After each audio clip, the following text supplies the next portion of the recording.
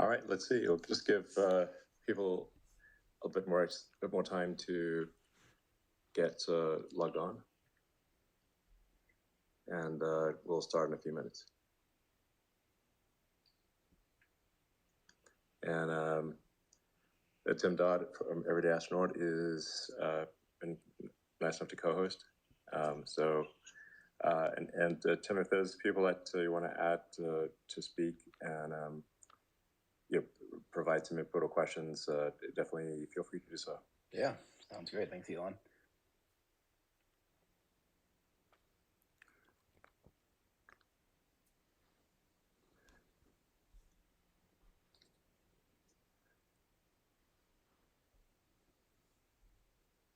I'll invite a couple people here.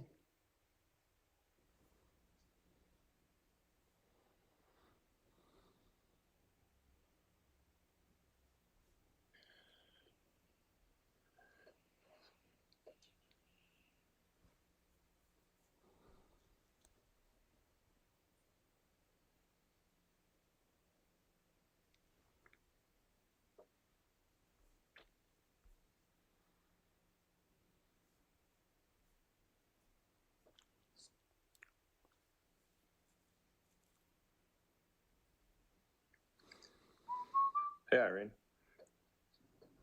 Hey, Elon. It's been a long time. Yes, it has. That was very exciting to be in Boca Chica. You always live up to your promises about exciting times with SpaceX. Yes. Punctuality is not my strong suit, but I do deliver in the end. Yes, you do. Excitement was guaranteed, and it was delivered. Exactly. We just get right into it. So I think probably people will have enough time to get on, or hopefully. So as basically the outcome was roughly in the sort of what I expected, and maybe slightly exceeding my expectations, but roughly what I expected, which was or hoped for, I should say, which is that we would get clear of the pad with minimal damage to the pad, and I'm glad to report that the pad damage is actually quite small and looks like it can be repaired quickly, and that we would also get significant in-flight data, particularly with respect to the pressurizing of the tanks with the propellant liquids, which is called autogenous pressurization, as opposed to, say, Falcon 9, which uses helium pressurization. But helium is in very short supply and extremely expensive, so it's way better to essentially pressurize with the liquid form of the oxidized raw fuel. So that actually looked quite good. And we also went supersonic, that was no problem at all. So I'm going through obviously some good news items here. The vehicle structural margins appear to be better than we expected. as we can tell by the fact that the vehicle is actually doing somersaults towards the end and still staying intact. So that's also good. Yeah, so overall, I actually feel like that was a great flight. SpaceX team did excellent work. We made a lot of progress, and I think from a rocket standpoint and pad standpoint, we are probably ready to launch in 6 to 8 weeks. The longest lead item on that is probably requalification of the flight termination system, because we did initiate the flight termination system, but it was not enough it took way too long to rupture the tanks. So we need basically we need more detonation cord to unzip the tanks at altitude and ensure that they basically the rocket explodes immediately if there's if flight termination is necessary. So requalification of I'm just guessing here, the requalification of the much longer detonation cord to unzip the rocket in a bad situation is probably the long lead item. What was the time lag? It was pretty long. I think it was on the order of 40 seconds-ish. So quite long.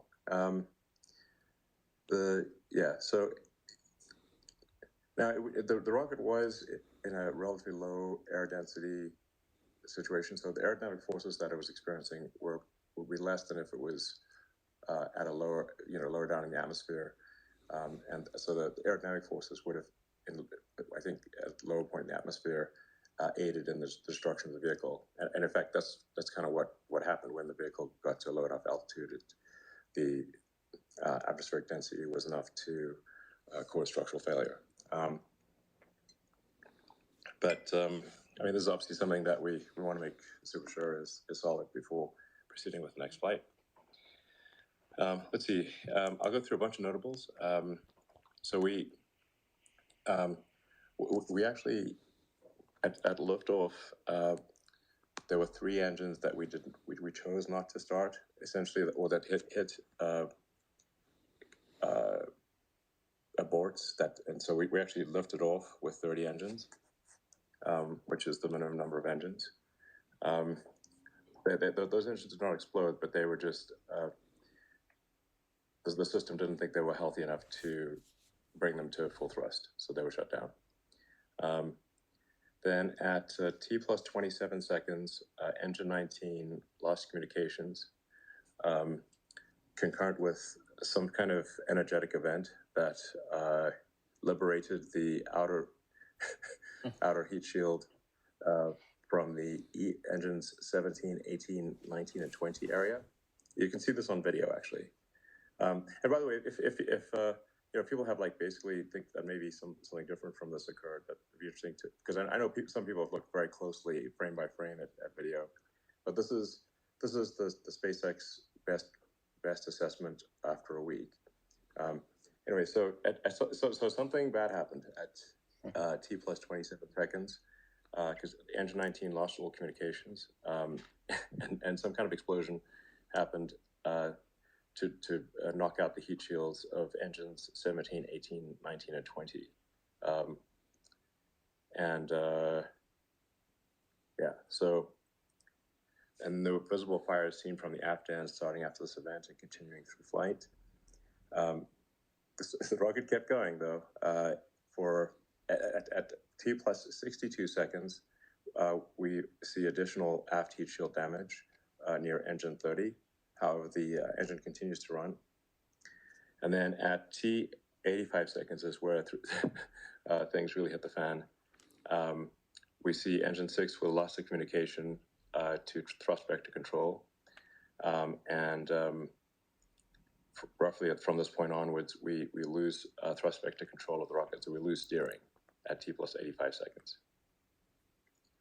And was that engine 6 that kept trying to relight too?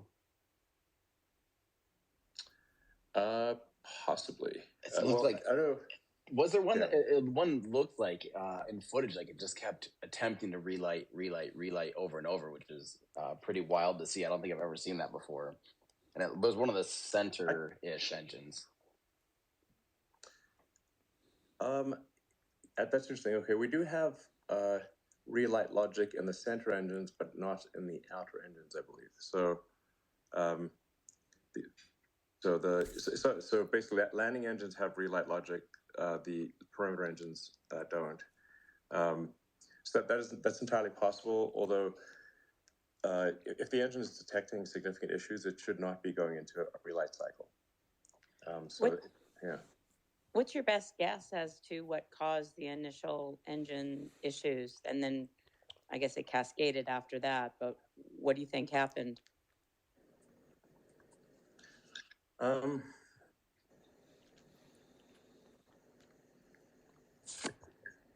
It's not. I think we don't know with certainty. Obviously, the rocket stayed on the launch pad for a while, and we did generate quite the rock tornado at the base of the vehicle. And our first guess would have been that the rock tornado would have caused potentially significant damage to the engines, but at least we do not see obvious. We actually weirdly do not see evidence of the rock tornado actually damaging engines or heat shields in a material way. But it may have, but we have not yet seen evidence of that. So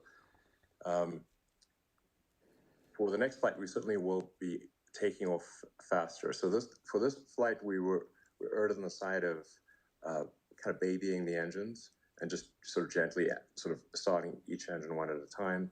And there were the engines on Booster 7 were built over a long period of time. So each engine was a little bit of a unique item. And whereas the engines on Booster 9, which is next, are much newer and more consistent, and really with significant reliability improvements over Booster 7. So I think we'll see a much more robust engine situation with Booster 9. The heat shield, I should say the shields, which are both force and heat shields around the engines for Booster 9 are much better because they weren't retrofitted. For Booster 7, we kind of retrofitted heat shields, whereas Booster 9 is designed in, so they're much stouter. Will you be doing something with the Raptor chill system on Booster 9 differently than what you did with 7? It kind of seems like that was like an expendable part of the pad, essentially, with having all of those hoses rip free. I'm guessing that's something you would like to avoid having to replace every time in the future.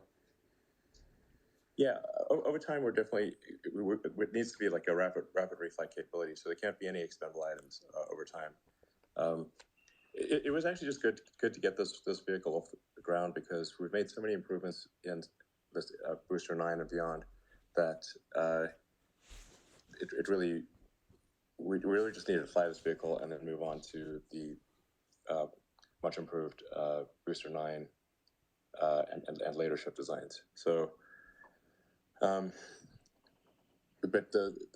thing that we want to make sure of probably most with the next flight is that we do not have that any kind of central nexus that affects multiple engines is extremely robust and with extra shielding, so that we don't have a sort of a single point that can take out multiple engines, and for sure we don't want a single point that can take out thrust vector control, which is engine steering. So the range of detail we can go into here is like sort of level 9 rocket wizardry all the way to how do rockets work. Understood. Can I try again? Sure. I can confirm that we have all been doing a massive amount of speculation out here, and I guess one of the big points that a lot of us have been wondering is related to stage separation. So Yeah. I guess the two-part question, like what actually triggers second stage ignition? And also the second part of that question, did Ship 24 attempt to light its engines after the destruction of Booster 7? No, it did not. When flight termination is executed, it's executed on both. So the ship currently does not attempt to save itself. Arguably, maybe it should. That's a good point. That's crazy. It looks like the engine's lit after the booster let go and after the booster finally blew up. Like there's what looks like engine ignition. Pretty wild. That has not been reported to me in the data reviews. That it's not impossible, but it's not been reported to me. That is certainly not what the ship should be doing after a termination event. So, but like the big things that are like important for the next flight are ensuring that thrust vector control, we don't lose thrust vector control. So sort of isolation of thrust vector control, which with the Booster 9 is a lot easier because we use electric motors to steer the engines as opposed to hydraulic actuators where you've got a common manifold between the hydraulic actuators. So if you lose hydraulic pressure, if you know, it's you can lose multiple engines essentially if you have some kind of failure in the hydraulic system. The electric actuated engines will be much more isolated and not have like a single event failure as long as they did not lose power or comms. Elon, since you've gone ahead and excavated your launch mount a bit, I assume you're going to go ahead and put in that the steel grid and the water deluge. Do you think that will fully address the issue of the wider than expected debris field? And are you expecting any pushback from environmental and kind of community groups that this event did put debris where it wasn't expected? Yeah, we're going to be putting down a lot of steel. I mean, the debris is really just basically sand and rock. So it's not like not toxic at all or anything. It's just it's like a sandstorm essentially, basically a human-made sandstorm. But we don't want to do that again. So we're going to be putting down a very strong steel sandwich that is basically a water jacketed sandwich. So it's 2 layers of thick, very thick plate steel that are also sort of perforated on the upper side, so that you have what is basically a massive, super strong steel shower head pointing up. And then the water pressure coming out of there has to exceed the pressure that the engine's thrust is exerting on the steel plate beneath the launch stand. So which is all doable and being done, and so it should be much less dusty, and we should not have a rock tornado with the next flight. Hey Elon, it's Joey from Reuters. Why couldn't you install that before this launch? Was that a technical reason or a regulatory reason? No, it wasn't ready. So it's not like we expected. If we'd expected to dig a hole, we would not have flown. So the reason we would not expect to excavate a hole, we'd done a static fire of the booster, and that had just resulted in fairly modest erosion of the high strength concrete at the base, which is called fondag. It's a sort of special, basically the strongest, highest temperature form of concrete that you can get, steel reinforced and everything. And so we thought it would be fine for one launch. We would erode some amount of the concrete, but that it would be fine. We certainly didn't expect to effectively what looks like when we went up to full thrust, probably shattered the concrete. So Is it possible that the base layer failed first and not the actual Fondag layer on top? It is.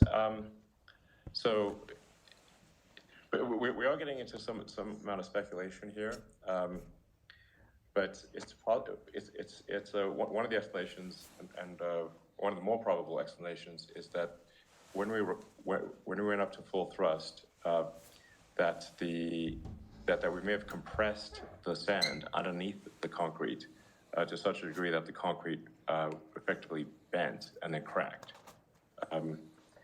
That is a leading theory. But as I said, we definitely want to not have that gain, and Fondag was never our long-term goal. We thought it would just be fine for one launch. We'd erode some Fondag, just as we did with the booster static fire, and then for the next launch, we were going to put in the sort of the mega steel pancake. This thing's a beast. It's like. Why the steel pancake over like a flame trench or something like that? Well, you could do it either way, but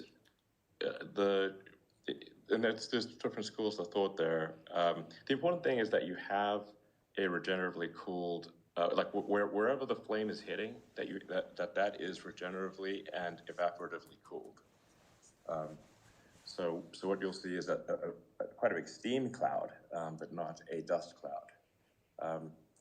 So and we've run sims, both ways, and you could do it both ways, but and they both work. The acoustic environment is worse with a flat plate, as you might imagine, but the payload is so far up in the. It's like your payload is like 400 feet away from where the plume is impinging. So it's so far away that the acoustics are not that bad in the payload fairing. So we don't have to worry too much about it being too loud in the payload fairing. So it can be done either way, but this is one way, and we're pretty confident this will work. And we're going to extend the steel out beyond just underneath the rocket, because we want to make sure we don't sort of dig up concrete elsewhere. And then we're going to connect the load of the sort of the massive steel sandwich underneath the launch pad into the launch mount legs. So it can take that load in tension, as well as compression. So anyway, I think we feel pretty good about that. You'll see it come together in the next month or so. But like I said, that actually does not currently appear to be what prevented the rocket from getting further than it did. There appears to be perhaps a flame path somewhere within the vehicle structure that, as some of the engines failed, there may be it would appear to be a flame path to a piece of avionics or control system that knocked out the thrust vector control. So, once you knock out thrust vector control, the rocket no longer has steering authority. What things do you think went better than you expected, and what things went worse than you expected?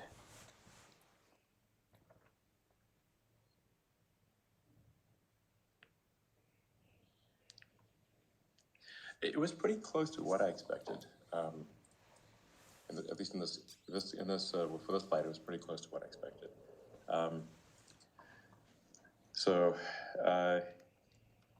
Getting past max Q was a pretty big deal. I was actually quite shocked. I don't know why. I had the fins and the flaps up front and all that stuff, especially starting to lose control authority with TVC going out. That was pretty impressive. The thing just kept, chugging along and punching right through. So that was my big one. If it made it through max Q, I was going to consider that a pretty big milestone for sure. Yeah, definitely. That's for sure an important milestone. and it got pretty close to stage separation. So if we had maintained thrust vector control and throttled up, which we should have, because we needed to compensate. We'd lost too many engines, so we needed we should have throttled up the remaining engines to make up for the missing ones. But if we'd not lost, if we'd throttled up the remaining engines and maintained thrust vector control, we would have made it to staging, which would be cool. So, that's our goal for the next flight is make it to staging and hopefully succeed in staging and get to orbit. So I think we've got a decent shot of getting to orbit with the next flight. Did the booster command separation, like, did it actually try letting go of Starship and it just couldn't because of something, or did it not even get that far in the program? No, unfortunately, did not get to the point where it would do separation. And one could argue that at the point at which the booster is kaput, the ship may as well just take off and keep going. But the problem is that we have a very precise targeted entry point in the Pacific. Mm-hmm. So the ship really wouldn't have the delta velocity, the capability of reaching that target point. Yeah, so even if you wouldn't want it re-entering over Africa or something and then just touching down randomly. Yeah, exactly. So. So it would only be worth really starting the ship if the ship is able to complete its mission and reach its targeted landing point just west of Hawaii. Elon, would you change the flight profile all, and what would you have to do to actually reach orbit as opposed to the 146 miles that this one seemed like that would have been the max altitude? So orbit's mostly about velocity rather than altitude, but I'd say I think we've got a better than 50% chance of reaching orbit on the next flight. So I'd say that my expectation for the next flight would be more likely to reach orbit than not. And are you actually are you going to be attempting orbit or like doing the same profile of re-entering over Hawaii and that whole thing? Yeah, we're just going to do a repeat, basically. Cool. So the goal of these early missions is just information. Like, we don't have any payload or anything. It's let's try to learn as much as possible. So that's why I would consider this to be a success, because since the goal of the flight was to learn a lot, and we learned a lot, I would characterize it as a success. Obviously not a complete success, but still nonetheless successful. And I always want to frame the difficulty of this with respect to the sort of Soviet Union, Warsaw Pact rocket developments of the past, for which I have a lot of respect. But back when Russia and Ukraine are working together, they did great stuff in space, I have to say. Yeah, definitely. Maybe one day they can return to that. It's much more productive. The N1 program is always worth. I always recommend people read the history of the Soviet N1 program, which was the competitor rocket to the Saturn V, U.S. Saturn V moon rocket. And that's a point you're talking about, like, late 60s, early 70s, where the Soviets were really at their A game. I mean, they were just really fantastic.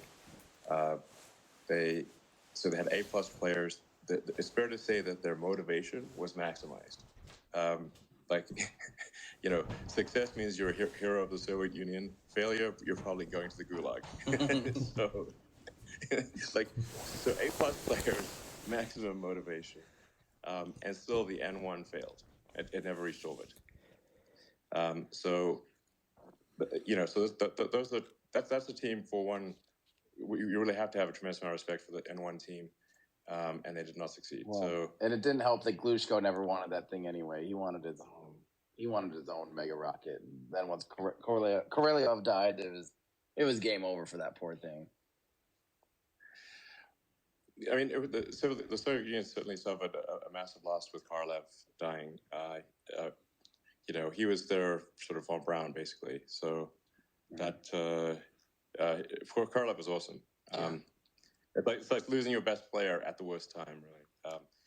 But nonetheless, there were so many super smart people in that program, and they really knew what they were doing with rockets and maximum motivation. They did not succeed. So it's just worth bearing that.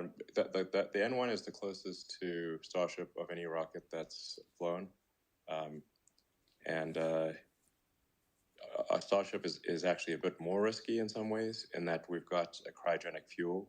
And the thing about a cryogenic fuel is it can gasify and form sort of fuel oxygen pockets and that kind of thing. It's always harder to deal with the gas with a cryogenic fuel than with a fuel that is liquid at room temperature, like kerosene. Basically rocket grade jet fuel, which is what Falcon and the N1 used. So we're risky in that respect. We're running a higher chamber pressure engine that's full flow stage combustion. So it's the most complex and difficult engine configuration, but the one with the highest efficiency. And we're using autogenous pressurization, which I don't think they did. And so those are things. And our scale is also bigger. So we're about twice the mass and about, I think, 60% more thrust than an N1. So if you don't mind me asking here, why do you think Starship will succeed using a similar, even not just the multi-engine philosophy or anything like that, but just even the general test by flying philosophy of the N1? Why do you think, there's 4 flights of the N1, never made it to stage separation? Why do you think Starship will succeed in it, with all the comparisons that are so similar to it? Well, we do have a production line that if it takes us 10 flights, we'll do it. They would eventually have succeeded with the N1. They just decided that it was too expensive to continue, and they wanted to do other things.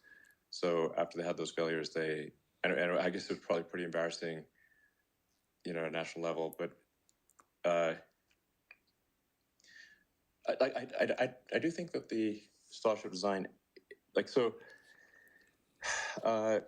if you've got a rocket with a lot of engines, as we do, if you have extremely good engine isolation, so that if an engine fails, it does not cause a failure of neighboring engine or the stage itself, you have a very robust design. Because then, if you lose one of 33 engines, that's a 3% thrust loss. It's not a big deal. But if you do not have good engine isolation, and an engine failure can domino to other engines or to parts of the stage, then you have an extremely unreliable design. So that's why with Booster 7, but especially Booster 9, we've gone to so much trouble to isolate the engines. And so if one engine goes wrong, it does not knock out other engines or damage the rest of the stage. So I think when all is said and done, this will be an extremely reliable design. But it's absolutely fundamental to achieve engine isolation. Elon, do you expect Starship HLS to be the long pole for Artemis 3? No, I definitely don't. I think we will be the first thing to really be. I think we will be that we will not be a limiting factor at all. Elon, how much do you expect to spend in this kind of prototype development phase before one of these starships actually starts flying real payloads, whether Starlink or otherwise? And how many kind of tests are you targeting before that? Well, I'm hopeful we can get 4 flights out this year, maybe 5. And we should be. I would be surprised if we exit this year without getting to orbit. I'd say it's not 100% probability, but I think we've probably got an 80% plus probability of reaching orbit this year. And pretty, and I don't want to tempt fate here, knock on wood, but I think close to 100% chance of reaching orbit within 12 months. The thing to bear in mind is SpaceX is actually quite good at production. So extremely the best in history of any rocket maker with production. We're making a Falcon 9 upper stage, which is a large complex machine, every 3 or 4 days. So and a Raptor every day right now. Yes, we're capable. We're actually slowed it down slightly because we've got more Raptors than we know what to do with. So we're actually focusing a bit more on the Raptor side on upgrades, mostly to improve the reliability and robustness of the engine. Some performance improvements as well. And the cost of all this, I guess, how much do you expect to spend on all that either this year or before you start flying real payloads? Well, it's probably be a couple $1 billion this year, $2 billion ish, all in on Starship. And there's a kind of a struggle by other companies to raise funds lately for a number of reasons, and SpaceX has usually kind of been insulated from that. But do you see any kind of difference nowadays? Is SpaceX kind of thinking about fundraising differently, and does that affect how the pressure on this Starship program at all? We do not anticipate needing to raise funding. No, we don't think we need to raise funding. We'll do our standard thing where we provide liquidity to employees who are in stock. But to the best of my knowledge, we do not need to raise incremental funding for SpaceX. And Elon, we want to be sensitive here. Yeah, probably like another 5-10 minutes. Okay, cool. Yeah, I was gonna say how much time. And I did want to get it'd be fun to get some new people in here. John Kraft, I know hasn't said anything yet, and also Mary Liz. So John, I saw you were starting to speak there for a second. Yeah, I have a fun question. So the lean off the pad, was that intentional? Was it more than you thought it might be? Was it related to the engines out? And do you expect to do that on future more operational launches? No, we're not. It's related to the engines out, and we do not normally expect to lean. It should be aspirationally going straight up. There will be some debate as to because you can. So for the next flight, we're gonna start the engines faster and get off the pad faster. I think from engine start to actually moving was around 5 seconds, which is really a long time to be blasting the pad. We're going to try to get that down to about half that time, maybe 2.5 seconds. Start the engines faster and then throttle up faster and just get off the deck and don't reduce how much we blast the pad. And then there's a debate of, do you keep the rocket over the pad, in which case there's more cooking of the base, or do you start moving sideways sooner? If you move sideways sooner, you are moving that big cutting torch across the launch ring. So if you can think of this thing like the world's biggest cutting torch, basically. So we have big steel plates over the top of the launch ring, but I think depending on how close the engines are, they erode that steel at a roughly, and I think half an inch to an inch per second of high strength steel is eroded by the cutting torch. So you don't want the engines to be too close to the launch ring before you start moving sideways. Well, and with it doing that, what's the optimal, Yeah, and on this one, as it did move across the launch ring because it kind of yeeted out there sideways. Did it torch the top of the launch ring too bad, or did it actually hold up pretty good? It actually held up surprisingly well. So we're glad to see that there appears to be minimal damage to the launch ring and to the components inside the launch ring. So that's great, because that launch ring is takes 6 months to build up a new launch ring. We have some spares, but there's a lot of complex plumbing and wiring inside the launch ring, and that actually appears to be in good shape. Hey, I just had one quick question. Speaking of that launch ring kind of like liftoff conditions topic, why couldn't you wait like a month to install that steel plate for it to be ready? Why launch before that's ready? As I said, we did the there's a static fire of the booster with the concrete, the fondag, and we saw manageable amounts of erosion. So we thought the launch would have increased erosion, but would not smash the concrete. So it was not our expectation to smash the concrete. We did not think that would occur based on the data we saw from the static fire. If we thought that would occur, then we would have waited for the steel. The steel was really meant is intended to be have a launch pad that requires minimal, basically no refurbishment. Mm-hmm. That's the intent of the sort of water cooled steel, mega steel sandwich. Mm-hmm. And was the communications blackout the reason the staging event didn't happen, or was it because it just didn't get to that point and started tumbling before? Yeah, it just didn't get to what it would consider to be a safe point to do stage separation. Now I should point out, like, stage separation itself is a dodgy thing, and many a rocket in the past has failed at stage separation. So we're putting a lot of attention on, like, like I said, I don't want to get too confident, but I feel like we're really quite likely to get to stage separation with the next flight.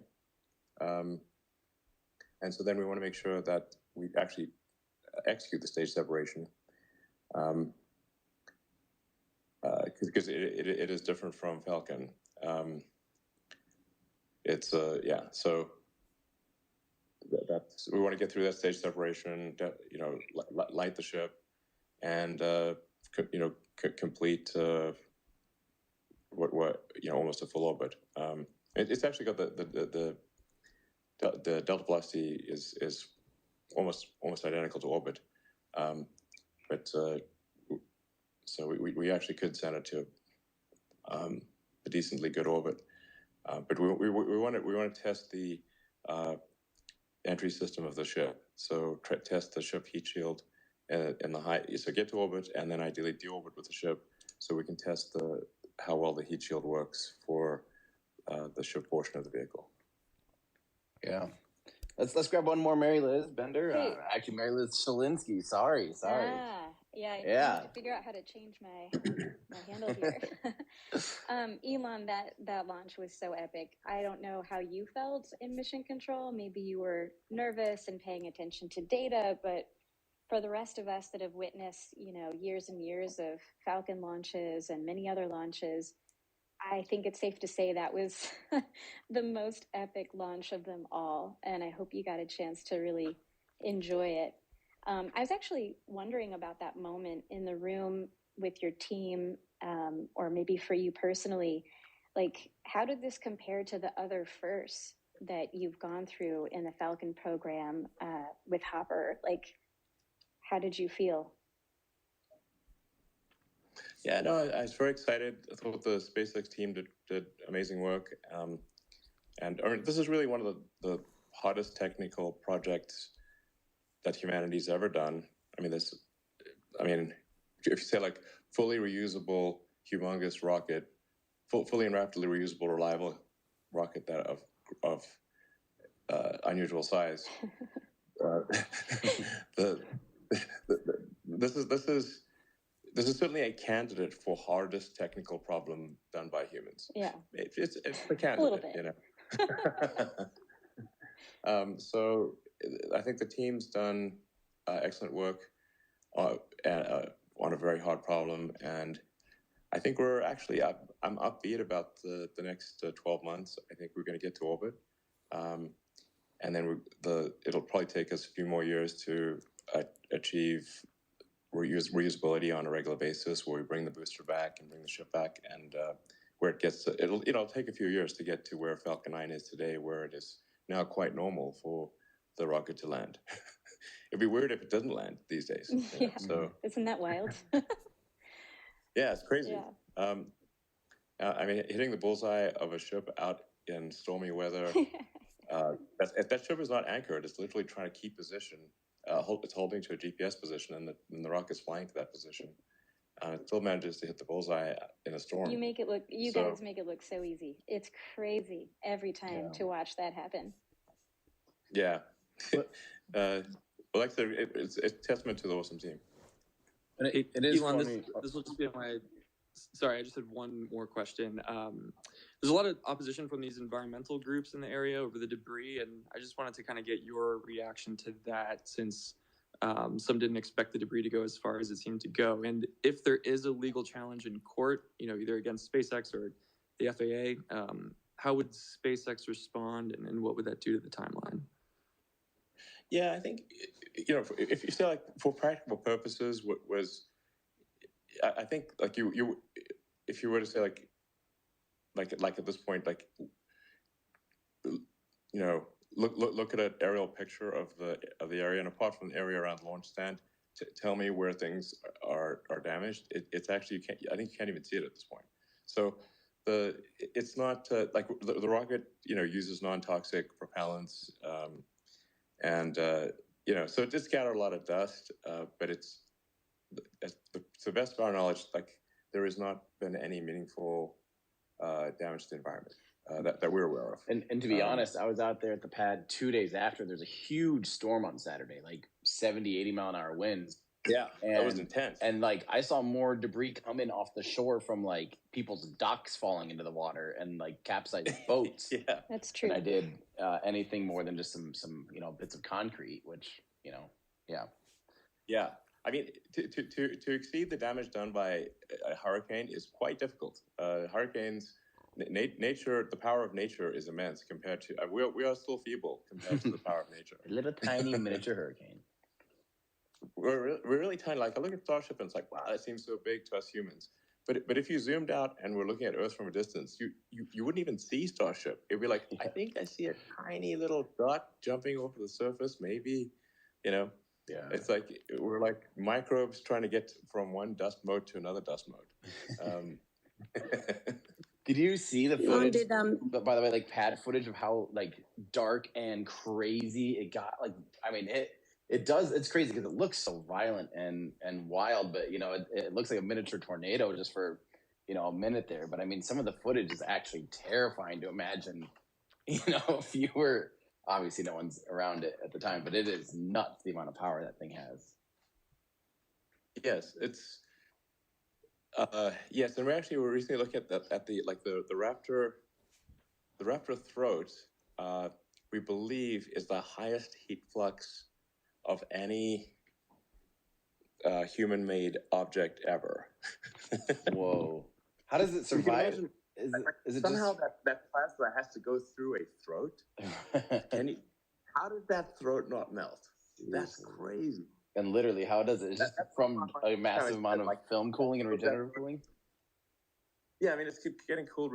It's like getting crazy regen cooling, and like, we're flowing, liquid methane at extreme pressure, 11,000 psi through the jacket, so it's ripping. And then you combine that with foam cooling and the best thermal barrier coatings we can come up with, but it's still shocking that we do not vaporize the throat of that engine immediately. The heat transfer is so insane. But that's what we live on a planet with strong gravity and a thick atmosphere. So this is what's needed if we're to become a spacefaring civilization and build a base on the moon and a city on Mars, and multi-planet species, which is, I think, a super exciting future. And I mean, at a high level, the super cool thing here is that, hey, this thing kind of works, and we're going to solve the issues that are remaining, and we'll get it to orbit, and we'll make it reusable, and that means that we have a real path here to get humanity to Mars. It's awesome. Like, that's mind blowing. Elon, I want to let other people talk here, but I did want to say, just on behalf of all of us, that the production work that you guys put on, like the actual show, we all greatly appreciate it. I think that was like one of the most amazing launch coverages I've ever seen, and I think a lot of us were like hoping that you guys were going to give us cool angles, and you guys by far exceeded the expectations. So I greatly appreciate that, and I think everybody else does as well. So thank you. Yeah, you guys are most welcome. And you know, I just want to say, super appreciate your support, and always looking for critical feedback and stuff. So support and critical feedback is always extremely welcome, and then thanks for help bringing the public along for the ride, because you know, at the end of the day, if the support of the public is essential, and it's also about inspiring the public. You know, there are all these like things in the world that are reasons to be like sad about the future, and say like, you know, but there's got to be things that you wake up in the morning and inspire you, and just be excited about the future of life, and this is one of them, and you guys are key to conveying that to the public. So thank you. You guys are doing it for us as well, so it goes both ways. Hey Elon, just a quick question, Chris from NSF. Are you looking to fly with Booster 9 and Ship 28 for this next flight? Are you still deciding that one? Because I know 25's at races, isn't it? I don't know if you're going to with 25 or 28. We've not made a final decision on the ship. That's why I was referring to Booster 9, but I was somewhat I did not mention the ship number. I know. So so good catch there. I think we'll probably make that decision this week. But I think we do want to, you know, bet on success in the sense that if we get to orbit, it would be super helpful to try a deorbit and see how well the ship heat shield works. And because we need to maintain control in hypersonic high heating regime, then get through transonic, and then you know, maintain control all the way through a very wide array of Mach regimes. And so the vehicle actually behaves differently with radically different heating and force at the various, you know, coming back from like roughly Mach 23 to 0. Yes, we do. I think we want to have that option.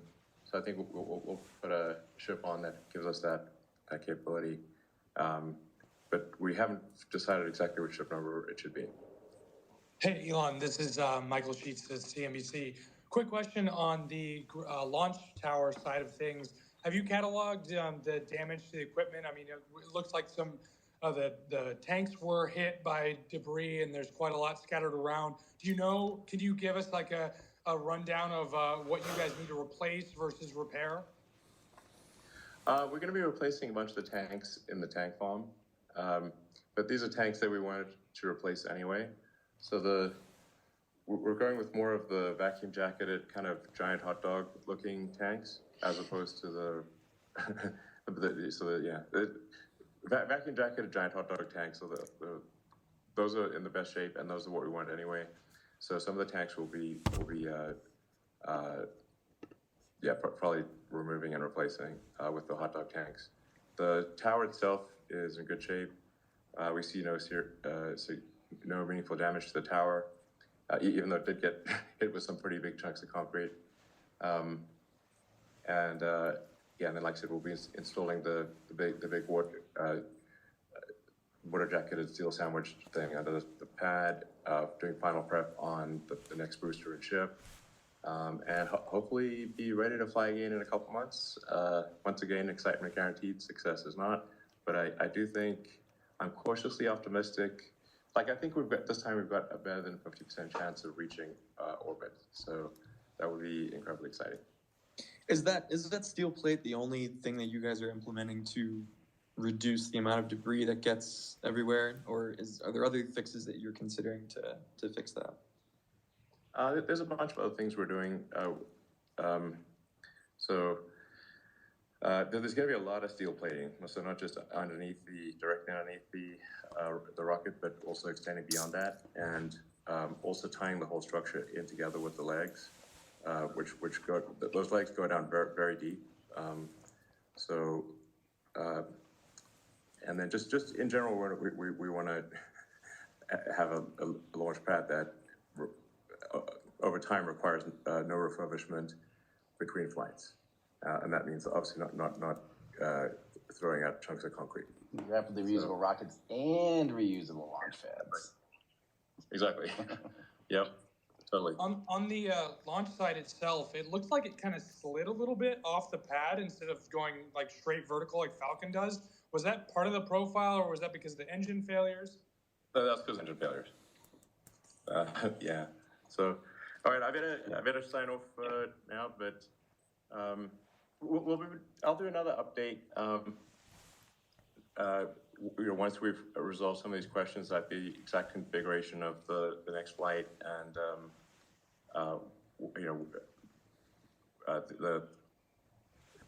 the upgrades to the launch pad and anything else. So probably in about 3 weeks-ish, I'll do another update and kind of let you know what we learned. As always, I try to be like, tell people like with the good, the bad, and the ugly. So, so that it's like we would tell you our, dumb things that we've done, and maybe some things that we think are pretty smart, and